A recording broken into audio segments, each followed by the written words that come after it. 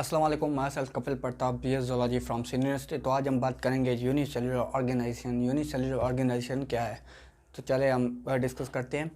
तो बेसिकली पहले ही words unicellular से ही पता चलता है कि यूनी मतलब कि सिंगल और सेलुलर मीन्स के सेल। तो इसमें जो बात होगी वो सिंगल सेल ऑर्गेनिजम्स की होगी, जिसमें जो है ऑर्गेनिज्म जो कंसिस्ट होंगे सिर्फ एक सेल पे। तो आइए हम बात करते हैं ये क्या है। तो बेसिकली जो यूनिसेलुलर ऑर्गेनाइजेशन है उसमें जो ऑर्गेनिजम्स होते हैं वो सिर्फ एक सेल के बने होते हैं, ओनली वन सेल। जैसे कि मल्टी सेलुलर जो ऑर्गेनिजम्स हैं वो जो है मैनी सेल्स के बने होते हैं, बट जो यूनिसेलुलर ऑर्गेनिज्म है ओनली सिंगल सेल के बने होते हैं।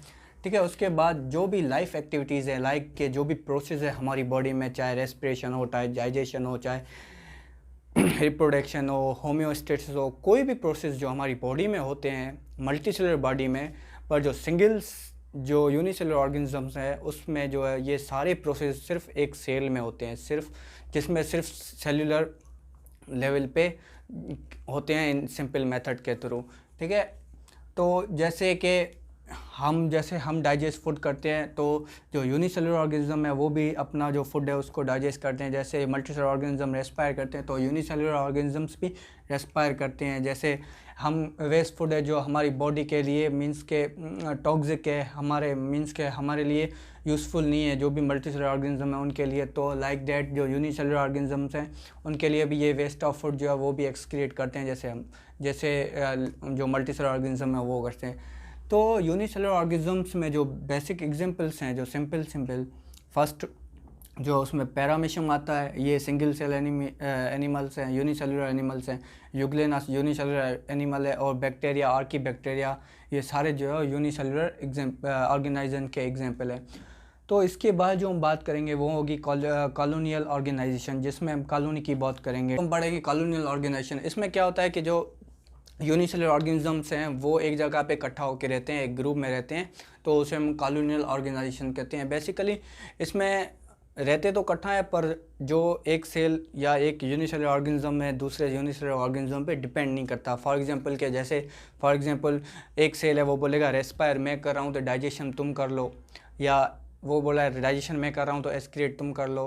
पर ऐसे नहीं है। इसमें क्या होता है, फॉर एग्जांपल एक सेल है, दूसरा सेल, तीसरा सेल, चौथा, पांचवा, छठा, ये एक कॉलोनी बन गई। तो इसमें क्या होता है कि ये सारे सेल इकट्ठे होके एक एरिया में रह रहे हैं। ठीक है, एक कॉलोनी बना के। तो इसमें क्या होता है कि जो ये सेल इस पे डिपेंड नहीं करेगा, ये सेल इस पे डिपेंड नहीं करेगा, क्योंकि कॉलोनियल फॉर्म में। ठीक है, तो ये सेल जैसे कि ये डाइजेशन कर रहा है तो इसको ये बोलने का नहीं बोलेगा कि तू रेस्पिरेशन कर, ये भी डाइजेशन करेगा, यही जो सेल है वही रेस्पिरेशन करेगा, यही सेल एक्सक्रीशन करेगा।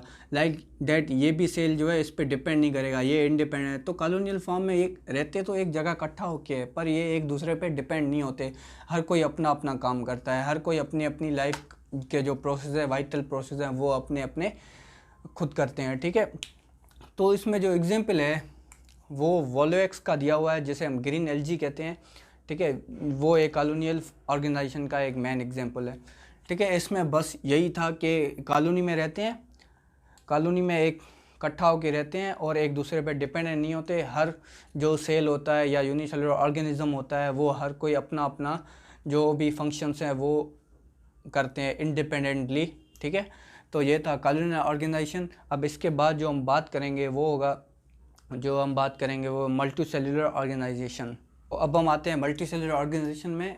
यूनिसेलुलर और मल्टी सेलुलर ऑर्गेनाइजेशन में ये फ़र्क है कि वो सिर्फ एक सेल के बने होते हैं। मल्टी सेलुलर ऑर्गेनिजम्स जो है वो जैसे यूनिसेलुलर एक सेल का बना हुआ है, तो मल्टी सेलुलर ऑर्गेनिजम्स वो मैनी सेल्स के बने होते हैं, मतलब एक से ज़्यादा सेल्स के बने होते हैं। तो इसमें क्या होता है, जिसमें उसमें जो है वो सारे प्रोसेस सिर्फ एक सेल कर रहा था, पर इसमें जो है वो सारे प्रोसेस जो भी वाइटल फंक्शंस है वो डिफरेंट सेल्स कर रहे होते हैं। जैसे जो मसल सेल्स हैं वो मसल का काम करेंगे, जो एपिथेलियल सेल्स हैं वो एपिथेलियल का काम करेंगे, जो मतलब कि लंग्स में सेल्स हैं वो लंग्स का काम करेंगे।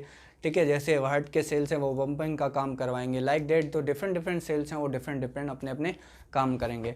तो मल्टीसेलुलर ऑर्गेनिज्म में जो हमारे बुक में एग्जांपल दी गई है वो एक मस्टर्ड प्लांट की दी गई है, दूसरा जो है फ्रॉग की दी गई है। अब हम बात करेंगे कि मस्टर्ड प्लांट क्या है और फ्रॉग क्या है। मल्टीसेलुलर ऑर्गेनाइजेशन में जो उसका पहला जो है वो है मस्टर्ड प्लांट की बात करेंगे। तो मस्टर्ड प्लांट है, इसको जो कॉमनली इसको साइंटिफिक जो नेम है इसका वो ब्रेसिका कंपरेटस, और इसका जो कॉमन नेम है वो है जो है मस्टर्ड प्लांट, और जो लोकल नेम है वो सरसों है। जैसे लोकल नेम ऐसे कि फॉर सपोज़ कहीं कहीं ऐसे किसी को मतलब कि पता नहीं होता कि मस्टर्ड प्लांट क्या है, तो वहाँ पे जो हम यूज़ करते हैं सरसों, ठीक है, सरसों के पौधे ऐसे, लाइक डेट। दो कॉमन और इसमें जो है वो लोकल में ये फ़र्क है।